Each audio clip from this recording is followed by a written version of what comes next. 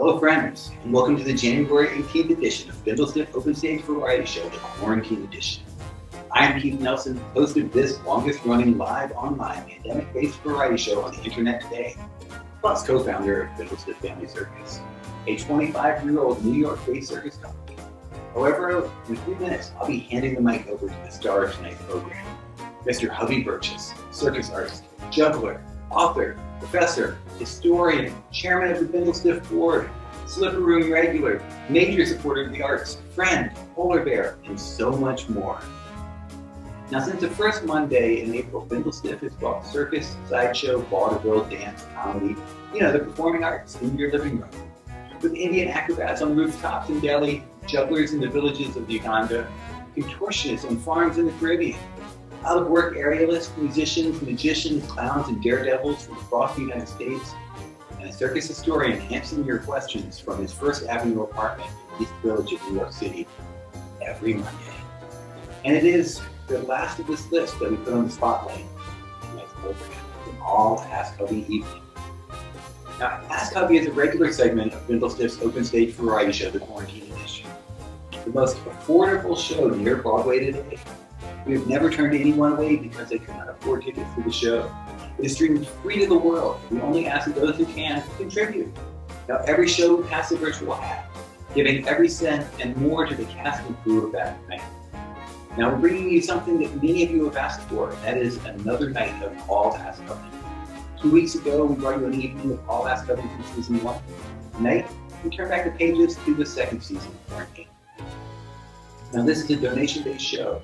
Any donations we receive this week support Bindlestiff's mission to bring joy and wonder into the world. You can use any of these methods to support the circus.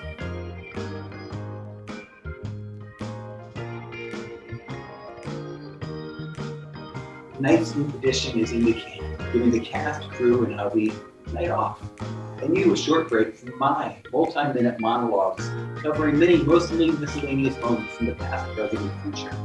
We still encourage you to chat, and many of us will be joining you in the cheering Hovey on. Next week, we'll crawl out of this between pandemic program season purgatory with all new, all live, all online season 3 of Quarantine. If you want to join us on screen next season, or if you want to help sponsor this project, just let us know. Stick around. We'll also tell you how to submit your questions to Ask Hovey. Now, following a bit of fanfare by the legendary Cornmo, please welcome Professor Hovey Burgess. Ask Hovey. Okay. Polar bears, ask Hovey. Lions, ask Hovey. Elephants, ask Hovey. Circuses, ask Hovey. Juggling, ask Hovey. Aerialists, ask Hovey. Clowns, ask Hovey. Ask Hovey. Ask Hovey. Tightrope walking, aerial gymnast, circus tent, ask Hovey. Menagerie, barn, bathing, big time, ask Hovey. Ask Hovey.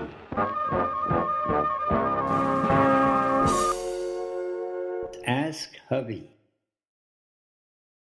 Tonight's question is from Cynthia Rochert. This was submitted in July, middle of July, so Cynthia, I hope you're still out there. Did Hovey coin the term equilibristics? It is popular in the circus sector, but not ubiquitous. But I've always loved it and would like to learn more about its origin. Well, the answer is that I did not coin the word.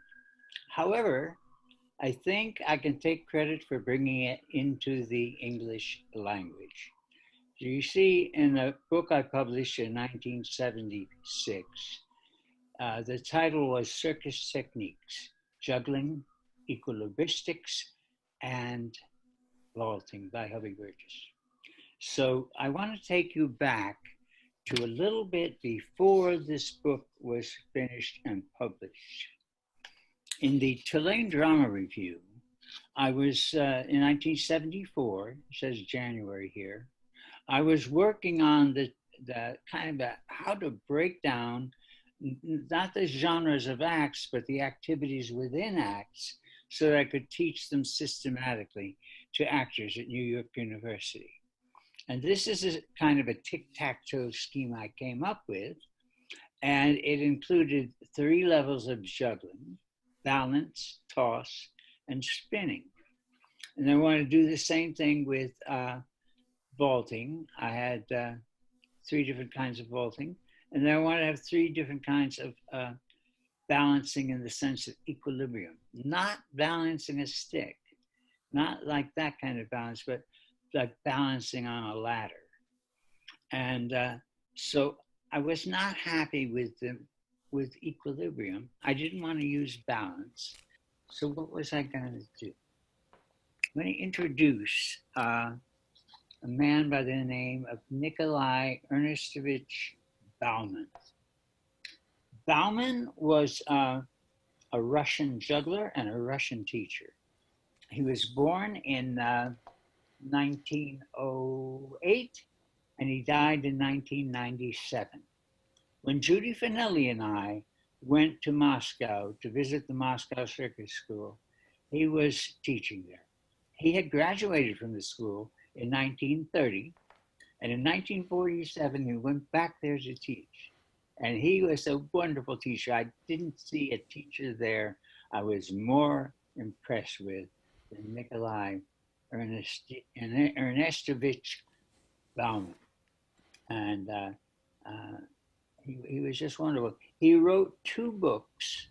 One was The Art of Juggling, and the other one was Equilibristica. Equilibristica. It looks something like this. In Russian, in English, in Roman alphabet, it looks like this. In German translation, his book was translated in German, it looked like this. And in French, you have the word equilibristica. But this word, equilibristics, which is derived from these 4, or these 3 actually, par moi, by me. I did it, and I needed that word, and that's why I did it. By the way, there was another innovation we came up with. Judy Finelli took these photographs, both for the Tulane Drama Review and for the book. I was unhappy with the contrast. I felt that the pants had too much contrast and the t-shirt didn't have enough. So we experimented and experimented, and we finally put me in red sweatpants with a red t-shirt and photographed it in black and white. And I got just exactly the kind of, contrast that I wanted in the pictures. So it's almost the same iconography. I mean, I got no better or worse at doing the latter in the meantime. And I just also mention that Judy took something like 3,000 pictures. We used 300. So that means that probably we used 1 in 100. And the book has been fairly successful, come out with several editions of Circus Techniques by Hovey versions. I just hope that when they write my epitaph, it doesn't say, "Here lies Hovey Burgess. He brought equilibristics into the English language." That's it for tonight, guys. Tonight's Ask Hovey is from J.D. Gilbert. Not really a question, but you get the idea. Please tell us about the history of the flea circus. Well, this is a flea, and this is something that you might have seen in the Circus Maximus chariot race. The flea, this is a human flea, and it is very, very small. It is probably 2 to 3 millimeters in length. That means that the wheel on the chariot would be somewhere between 8 and 12 millimeters. Very, very small. Now, as with plate spinning, which was really not invented by showmen, it was invented by Chinese ceramicists who were trying to show off the quality of their plates. Similar situation with the fleas. The flea circus was actually invented by German watchmakers who were trying to show the skill with which they could make these tiny, tiny chariots and so forth. And then they needed what? Fleas to pull them, of course. Now, I'm not sure about this. Louis Bertolotto may have been the first such showman. He certainly was an early showman of fleas, but I don't really know about that. But I would like to talk about some things that I do know about. This is a book called Wild Tigers and Tame Fleas. It's by Bill Ballantine, who this was published in 1958. And Bill Ballantine went on to become dean of Clown College and eventually write another book. And that book was called Clown Alley. Now, as I said, that was in 58. And a year later, in 1959, Lenny Bruce showed this book on a little clip that I'm going to tell you how you can watch yourself. And he was read the chapter in here. It's the best one I know about Professor Heckler's flea circus, which was at Hubert's Museum at 42nd Street and finally closed in 1965 and was demolished in 1995. But if you want to watch 11 minutes of Lenny Bruce with Professor Heckler, the son, the Roy Heckler, all you have to do is Google Lenny Bruce's favorite flea circus. Lenny Bruce's favorite flea circus, and you'll be in for a treat, and you'll see what I can't show you about the flea circus at all. This is a, however, this is a clip, not a clip, a capture from that 11 minutes, Hubert's Museum Flea Circus. Now, I don't know if I told you, but I worked at Hubert's Museum, and it was in the basement at 234 42nd Street, where Madame Tussauds is today. And you walk through a penny arcade to the back. When you got to the back, there was a turnstile and a ticket person right there. Sorry, right there. I pointed the wrong direction. And the things were here, basically, that you would need to know about. You even see it, home of the flea circus, yeah? And up here, I think, I'm not really seeing it too clearly, but I thought there was a picture from the flea circus. Maybe that's it. I can't make it out from here. Anyway, you go downstairs, and then there would be ballet stages around, as you would probably see in a circus sideshow or something like that. Fast forward to 1972, the Rolling Stones album, Exile on Main Street, 1972. And this may look like it was Hubert's. This is certainly what the walls of Hubert's Museum looked like. However, apparently this was actually from Tattoo Parlor, Frank's Tattoo Parlor on 8th Avenue, which, depending where on 8th Avenue it was, it could have been half a block from Hubert's Museum. And you see here Congo the Jungle Creep, a comedy act. I've seen him. Ward Hall. Certainly, I would consider him one of my mentors. The Electric Chair, The Four-Legged Woman, Joe Allen, the Human Corkscrew. I saw him many times. He was a frequent performer at Hubert's Museum. And here, right here, is Professor Heckler and his fleas. Take a closer look.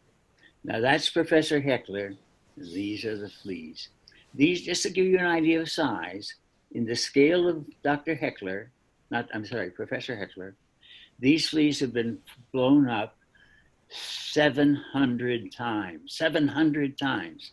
And you see his tweezers that he used to handle, not the fleas so much as the props, which were tiny. There was a carousel that a flea operated. There was a dance floor where they danced. And my favorite might be the foot juggling flea. I have another picture of the foot juggling flea. His name was Prince Henry, and it was just he lay on his back and had a pith ball, and he manipulated it with his legs. And there's another close up. This is what these scaly creatures look like. But remember, they're only 2 to 3 millimeters long. They're human type, and they live on human blood. And they live about 6 months, so they have to keep training new ones. And that's the reason I use the human fleas, is because the human fleas are the most, they're the most long-lived. They live the longest. I just want to talk about a couple more people who were also at Hubert's Museum. I never saw the flea circus, but my mother did. When she was a girl, she went to New York from a farm in Vermont. I think it was her first time away from home. She visited her older sister in Manhattan and was taken to the flea circus. When she got home, she was just very disappointed because nobody said how much they missed her or how glad they were that she was back. They just wanted to know all about the flea circus because it was a real deal. It was a real flea circus. Today, you will also see clown acts and magician acts where magnetic or electric or mechanical effects. You don't really see the flea because the flea's not there, but they make effects that make it look like the fleas. Water splashes, diving boards bend, water splashes, and it's very amusing. But it's not real fleas, and this stuff is real fleas. There's also a lot of other stuff that was real there. Harold Smith, I loved Harold Smith. He was there almost forever when I started going to Hubert's Museum. He played 2 different songs on the musical glasses. He did it on Kate Smith Musical Hour. He did it, he did it with Ringling Brothers and Barnum and Bailey Circus. I believe he only knew 2 songs because he only did 2 songs. And one of the songs was Anchors Away. Sorry, I can't remember what the other one was. So he had a song and an encore. And that's all. I don't think he knew any other music. I don't know what happened to Harold. I used to go by the location where he had worked, where the museum had been, and he was sweeping the floors. He had a job, had a permanent job there, and he was no longer playing the musical glasses. Esteline was wonderful. She worked there also many years, but would go out with Ringling Brothers and Barnum Bailey Circus in the summer. And she had a business card, and she had pitch cards and stuff like that.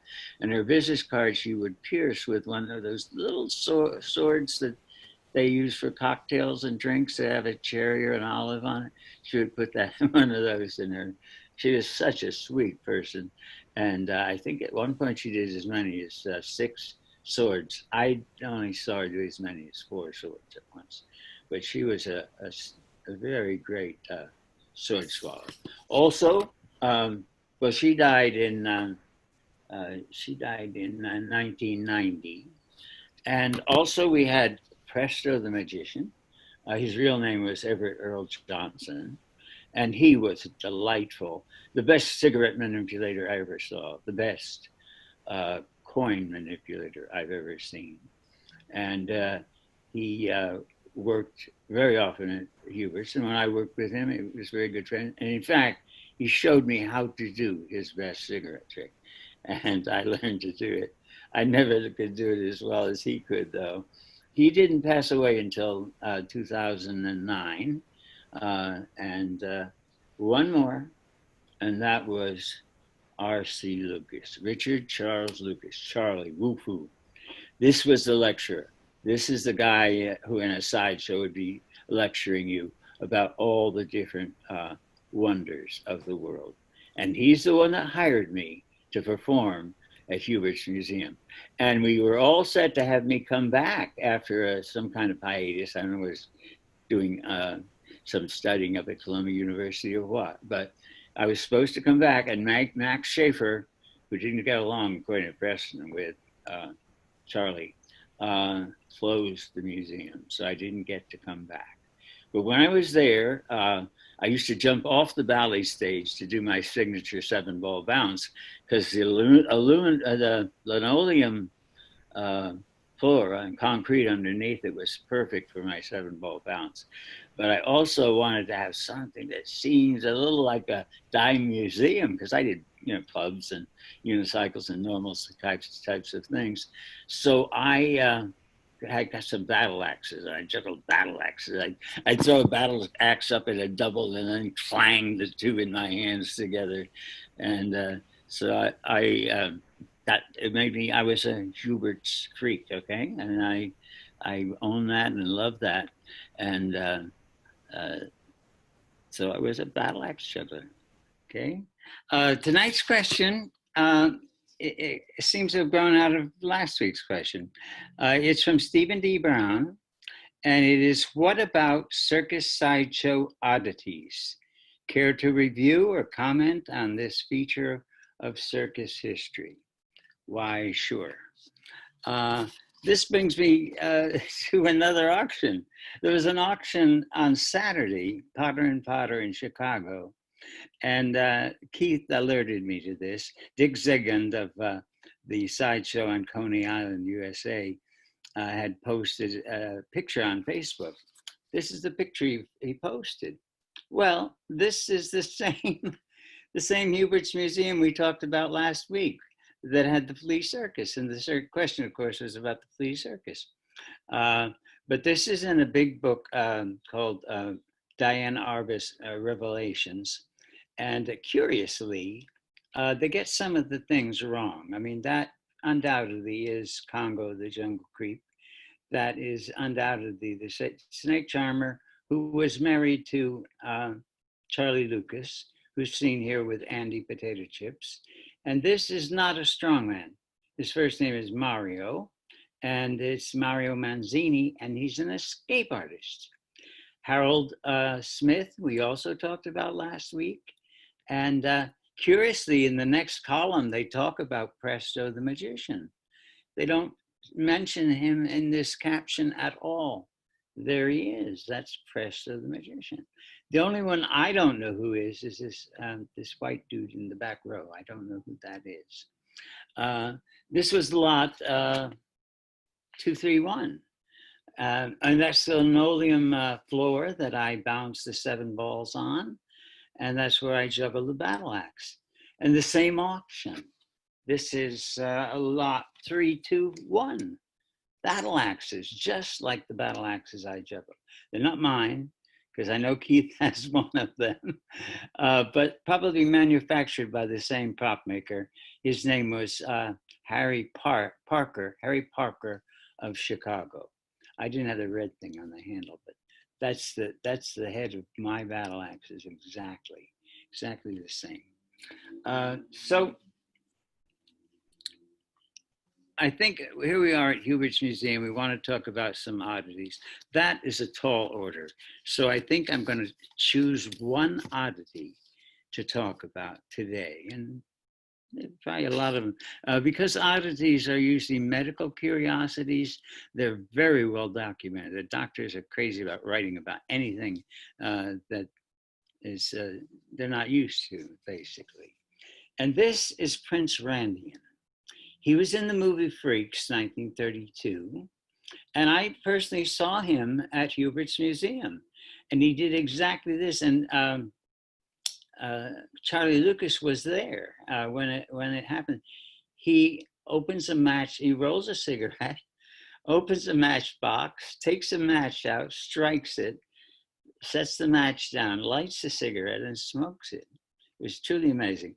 And supposedly this little box, it has all the equipment he needs, his matches and cigarettes and so forth, and probably a pitch card, are in this box. And supposedly he made this box too. And yet he was born with no arms and no legs. And seen in profile, you saw him from the front, you see normal torso. But seen from the side, he looks like the caterpillar man that he claimed to be. And when I was working at the Hubert's Museum, I talked to Charlie Lucas. I said, You know, when I was very young, I came with my dad to Hubert's Museum, and Prince Randian did the cigarette trick on the very stage that I'm performing on now. And Charlie said, yeah, well, Prince Randian died in my arms. And here's the thing, though. I read on the internet on 3 different locations. Randian died at 7 p.m. on December 19th, 1934, age 63, of a heart attack, shortly after his last performance at Sam Wagner's 14th Street Dime Museum in New York. Okay, well, there's some problems there. I wasn't even alive in 1934. I mean, I was born in 1940. And yet I had that conversation with Charlie, and he didn't say, you know, I mean, he could have been alive because he was born in 1909. So he could have indeed Randy could have died in his arms, because apparently he did die at a dime museum after a performance. But something's not right. Something is not right. Either I didn't see him in Hubert's Museum, and I distinctly remember seeing it, aside from the movie. It's in the movie. It's in the movie Freaks, 1932 as well. But what happened? I don't know. I don't know. I haven't lied to you. Whatever I know, I told you. I can demystify one thing. Do you see all those, what Keith calls popcorn tubs back there behind my left shoulder? Very simple. There's a pandemic going on. I love ice cream, and I'm not throwing away my ice cream tubs from Hagen until either there's a vaccine or this pandemic is over. Tonight we pass a hat so we can keep bringing joy and wonder into the world. The donations from tonight's show support the circus. Your contributions not only help us continue to bring our entertainment to the masses, they allow us to continue community youth programs, provide support to emerging artists, create touring productions, and produce free events such as the New York City Unicycle Festival and this program. You can use any of these payment methods to support our work.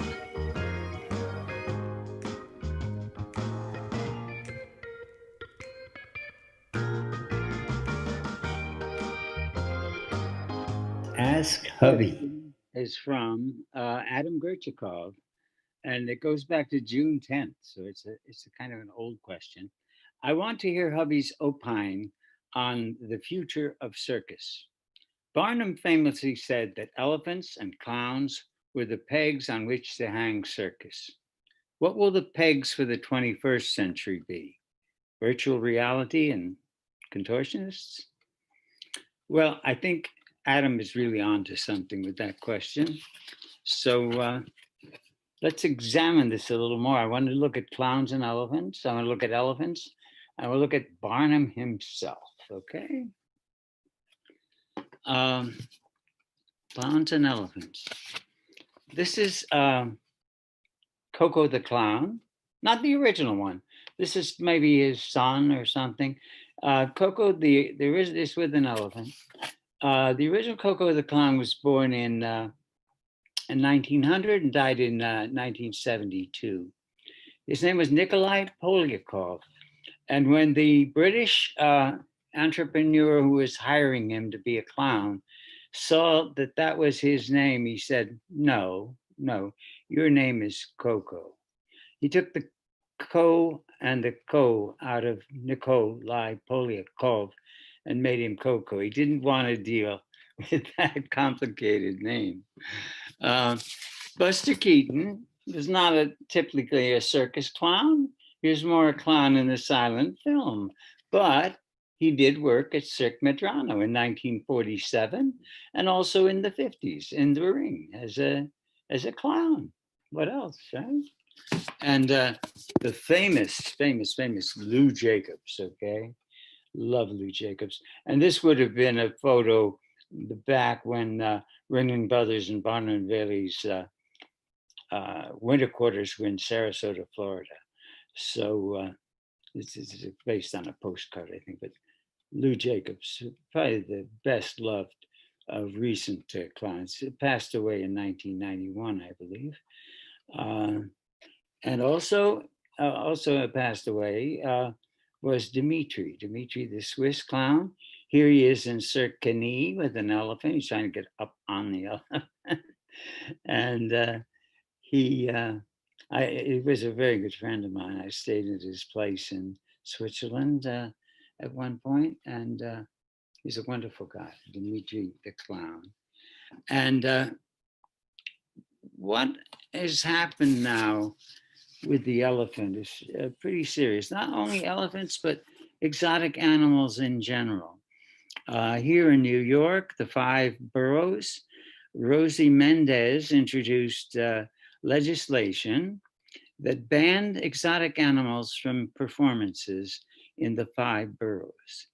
Now, there were hearings on this, and I went to City Hall to listen to the hearings, and the place was packed. And it alternated between 3 panelists that were for and 3 panelists that were against this ban on exotic animals. I was sitting there. Paul Binder, who you just saw, was in the row in front of me, as was Jenny Vidbell, who I think you saw earlier in the season 1 with her horses. Magnificent performer. Now, what happened with the elephants in, I don't know if I said this, but there was no one else at those hearings to hear what the people had to say, pro and con, except Rosie Mendez and the speaker of the group. All the other seats were empty. There was nobody there to listen. And those are the people who are going to vote. Speaking of voting, sure to vote for polar bears, okay? Now, California was a little more subtle. They didn't ban elephants. They banned the so-called elephant hook. Well, nobody with an ounce of intelligence is going to try to work with an elephant without the elephant guide. Nor is someone going to try to ride a horse without a bridle and a bit, or have a dog without a leash and a collar. This goes way back. The ankus, or elephant prod, would have been found on ancient coins back, in the days of Hannibal crossing the Alps with war elephants and so forth. There's even a coin that has a guy sitting on an elephant holding one of these. They're traditional. They've always been used with elephants, as far as I know, when elephants are working with man. This, I don't know if you remember, but we did a whole thing about the Elephant Hotel, Hakalaya Bailey. This is Hakalaya Bailey. And his elephant. Well, in this museum on the 3rd floor, just about behind this window, I would say, you can also see the ankus, or elephant hook, that was used with Old Bet. The second elephant exhibited in the United States. And there may not be any more elephants exhibited in the United States, at least not in circuses. And I think it's a great pity that we've come to that situation. Now, I want to just say a word or two about Barnum himself, even if I can't find that card. But Barnum died in 1891. And there was a contract drawn up that anyone that bought Barnum and Bailey's Circus, or any circus like that, had to keep Barnum's name in the title for 50 years. So that would have expired in 1941. So the name of Barnum would stay there until 1917. Let's take that from rewind and say, in 2017, that's what I'm trying to say. In 2017, Ringling Brothers and Barnum and Bailey closed So not only are we losing the elephants, we're losing Barnum's name in an active circus name. So I'm very, I don't know if you could tell, I'm a little passionate and upset about this. And I don't know what the future for the circus will be exactly, but I don't think we'll lose clowns. I think we will have clowns no matter what. And I don't think we'll be limited to virtual circus. But the elephants, I don't know what's going to happen with the elephants. And the contortionists, they're ready to go. I mean, Jonathan Nosen and in Australia, Captain Frodo. There's some great contortionists around, to be sure. So, Adam Gurchikov, thank you so much for your question.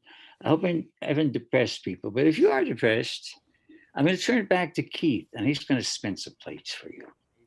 Is that the question? I just happened to pick this question tonight from Dale. What act in the circus is the oldest? Well, I could simply refer you to Carla and Maddie riding Boomer and Dusty. That would be the first act. End of question. But I don't want to miss the opportunity to talk a little bit about Philip Astley. Philip Astley was an equestrian. He was also the father of the modern circus. He was an Englishman. And this silhouette is actually the frontispiece for a book on horsemanship that he wrote that's gone through many, many editions. This is, I think, the third edition that I have here. It's not in great shape, but and then again, I'm not either. So I don't worry about that too much. But here you see a lot of stains on this. This is the third edition of Astley's System of Equestrian Education. Now, Astley was from Newcastle in England. Newcastle is very far north, but it's about halfway between Ireland and London. So horsemen bringing horses from Ireland to London sort of would naturally stop off in Newcastle. And it so happens that Astley's father was a carpenter. Now, if you know about horses, you know they used like sawdust and wood chips to put in the stalls of the horses for good reason. And so the horsemen would come to Father Astley's carpentry shop to get the wood chips and stuff like that. And so the young Astley learned a lot from a lot of different horsemen about horses. And eventually he had a fight with his father and he went off to join the army. And in the army, he became a cavalryman and he did all kinds of breaking horses and riding horses and cavalry riding maneuvers, which actually is trick riding. Now, there were two immediate predecessors in England and also throughout the world that also did this type of thing. This is Thomas Johnson, the so-called Irish Tartar, who performed something you saw earlier tonight, Roman riding on two horses, also one horse and three horses. And then Jacob Bates performed all over Europe. He performed for Louis the 16th. He performed for Catherine the Great in Russia. He even came to colonial United States and performed. But it wasn't a circus. It was just a horse act. Astley took the idea of the horse act, and made a ring and added other acts. You see Astley on a horse right here, and a ringmaster, the true ringmaster, who's the master of the ring who controls the horse, and a merrymaker guy, a clown, an early version of the clown. The audience here, it's not roofed over yet. This would be in 1777. I would say Astley, who was born in 1854, I think. It said on the book. It was, I know he died in 1814.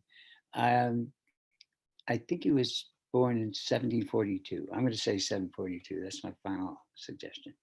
But the audience is here, and the front of it had different banners and stuff. Acriteria, which is horses, and a nice equestrian statue right up here. He built several of these, and he also built the first circus in France. His son John, Marie Antoinette referred to as her English Rose. And there was another, there was a student of Astley by the name of Charles Hughes, and he started a circus down the street, and he did not call it Astley's Amphitheater, he called it the Royal Circus. And that's where the name Royal, not Royal, but Circus came attached to the circus that actually Astley had invented, but he didn't give it that name. And as Hughes was a student of Astley, Ricketts was the student of Hughes. And Hughes took the circus for the first time to Russia, where he performed for Catherine the Great again. And this is a picture painted by Gilbert Stuart, the same guy who did the George Washington on the dollar bill. And John Bill Ricketts was the first one to have a circus in the United States. And of course, it spread all over the world, and the rest of it is pretty much history. One of the great successors to Astley would have been Andrew Ducrot. Right here you see Andrew Ducrot, Roman riding with 5 horses. He was probably the best circus rider of all time, Andrew Ducrot. And another contemporary would have been Pablo Fanke, the first Black circus owner in England. And he, his real name is William Darby, but he was made famous in a Beatles song, being for the benefit of Mr. Kite, as Pablo Fanke. And that's the same, very same guy. In conclusion, I would just like to say that there's another coincidence. I don't see people pointing this out so much, so I'm going to take it upon myself to point this out. That Philip, the name Philip, as in Philip Astley, comes from the Greek. It comes from philos and ippos. Philos means loving, and ippos means horse. So Philip Astley was very horse loving. That's another coincidence. Once again, tonight's question is from Stephen D. Brown, who asked 2 months ago what about circus sideshow oddities? Well, this is installment number 2. The French Revolution took place in 1789, and 100 years later, the World's Fair in Paris celebrated the Eiffel Tower. The very same year, 1889, there was a birth in Sicily, the birth of Francesco Lentini. It was a somewhat unusual birth because Lentini was born with 3 legs. He was the famous 3-legged man. And at a very young age, he came to the United States with his parents at the age of 8. And soon he joined Barnum and Bailey, and he toured with them, with his parents, for 5 years in the United States and 5 years in Europe. Subsequently, he toured with the sideshow of Buffalo Bill's Wild West. And I'm pretty sure Ringling Brothers and Barnum and Bailey Circus. And then in the 1940s and 1950s, he would have been performing at the Circus Sideshow in Coney Island. I have several pictures of him. Here he is, very young boy, and you see the three legs. He grew into quite a handsome young man, and here he's sitting with one leg, two legs on stools, but he could also form a stool himself. Anytime he wanted to sit down, he could just sit down on his three legs. Pretty amazing, I think. And here he is several years later. He had a long, distinguished career. He was probably in show business from the age of 8 or 9 or 10, maybe, until he passed away at 77 or 78. And the three legs were of different lengths. One leg was 39 inches long, one was 38 inches long, and was 36 inches long. And one of his big bits was, of course, to kick a soccer ball. This leg was entirely functional, and he could kick a soccer ball with it very easily. And he was very well adjusted. He was very charming. He, the person who hired me and arranged for me to be appointed to the faculty of New York University in 1966 was Ted Hoffman. And Ted Hoffman lived in Brooklyn and saw Lentini on many occasions and talked with him. And he indeed did apparently joke about the fact that he might have two sets of genitals. And in fact, he did. And one way or another, he was able to father 4 children.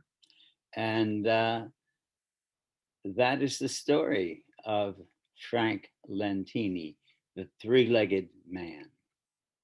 Tonight's question is from Andrew, and it was posted the day after Thanksgiving. How did feeding people and animals work in the traveling circus heyday? Well, I'm not quite sure what Andrew means by heyday, but I'm going to speak from personal experience and talk about 2 circuses I worked with in the outdoor show business world between 1958 and 1962. One circus was the Hagen Brothers Circus, and that circus had winter quarters in Hugo, Oklahoma, and was owned by Howard Cease.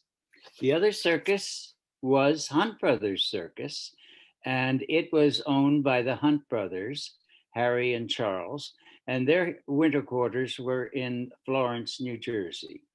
They had a lot in common, the same initials, HB, like me, Hubby Burgess, and they also used the same stock poster. This poster has an elephant, and this poster has an elephant. It's a stock poster. It's even the same lettering, same font.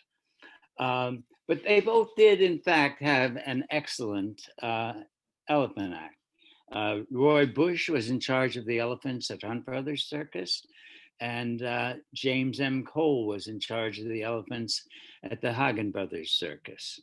And we're going to also make a quick visit to Zero the polar bear and find out what polar bears eat. So the responsibility for food for the circus performers on these little tent circuses that did one-night stands fell to the 24-hour man. The 24-hour man traveled with the circus, or actually just ahead of it by about 24 hours. We would only see him when we got to the circus lot because he was off to the next circus lot.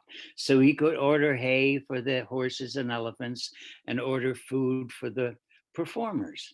And he also would put up the arrows because a lot of the workmen, drivers, were basically illiterate. They couldn't have read a road map if they needed to.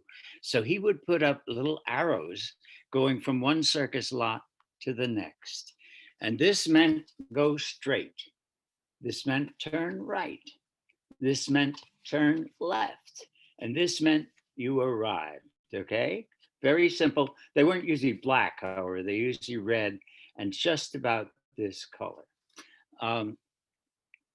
There was, however, one food that the 24-hour man did not provide for. It was a food that I had never eaten before. Uh, I only got paid $3 a day, but I could eat as much as I wanted to. And I also got transportation from gig to gig. But so if I had, like, for breakfast, we would have some kind of breakfast meat and eggs and grits. Grits was something I was not familiar with. I've never had grits in my life. And so one day it was not night, he wouldn't have been around. One day I asked the chef, cook, I said, what is with these grits? And he said, well, I have to carry them with me because I can't get them up north. And he showed me in the trailer that he pulled in his little chuck wagon there. He showed me all these bags and bags and bags of grits that he carried with him. And there was a tent to eat in and a flag. Now, in the circus, you don't talk about when you can and can't eat.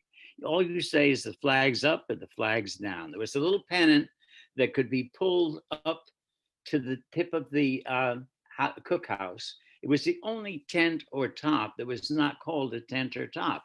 It was called the cookhouse. I don't know why it was a tent that we ate at there. And the other thing that he served me that I found out about after I'd been eating it was scrapple. I did not know what scrapple was. I always loved the ham and the bacon, and the scrapple tasted pretty good. But when he told me that they were made out of scraps of pig snout and pig's feet, I don't think I would have eaten them, but I was already into them and they were so delicious. I continued to eat them. And I actually left the Hunt Brothers Circus to get a job working with the polar bear, with Zero the polar bear, with Eloise Birchtold. And this polar bear rode a motorcycle. In this picture here, this is at the Toledo Zoo Wild Animal Show. This is the band shell. And this is me helping Zero, the polar bear, get onto the motorcycle to take off and go around 3 times. She actually steered the motorcycle, but only went around 3 times. And then there was a knife switch on the back here that I could stop the motorcycle after 3 times around, because she maybe enjoyed doing 3 times. She was not interested in doing 4 times around. And her cage was right behind the stockade. And my dressing room is right inside this opening here. And what I fed her, she had kidney problems. And her diet, her daily diet, consisted of prescription dog food. Prescription dog food. You get 4 cans, regular sized cans of prescription dog food, and a head of lettuce every day, a head of lettuce. Well, friends, that's our show. Glad you could join us for an evening of memories. It was a joy sharing them with you. Thank you for sharing the love and laughter in these trying times. Thank you for your contributions and for supporting the performing arts. There's still time to give. We'll tell you how in a moment. Special thanks to Chris Diaz for clipping and taping all of this footage together, because without Chris, tonight's show would not have happened. He's staring at a blank screen. Thank you to Elliot Bester, John Huntington, and Bill Bailey, who all through season 2 just kept it all working. Much appreciation to the artists who said yes to this online experiment. And a humongous thank you and a socially high distance high five to Hovey Burgess for answering all of your questions. If you have questions for Hovey for season 3, just let us know at bindlestiff.org/askhovey. We'll be answering many more of those coming soon. If you're interested in being a part of season 3, stick around for more info on how to make your material. Want to sponsor an upcoming show? Have something you want to promote to the Bindlestiff world? Sponsorship info is coming in seconds. Now, next Monday on January 25th, we open with an all-new, all-live season 3. If you can, please support the artists in whatever way you can. These are challenging times for artists, venues, and arts organizations alike.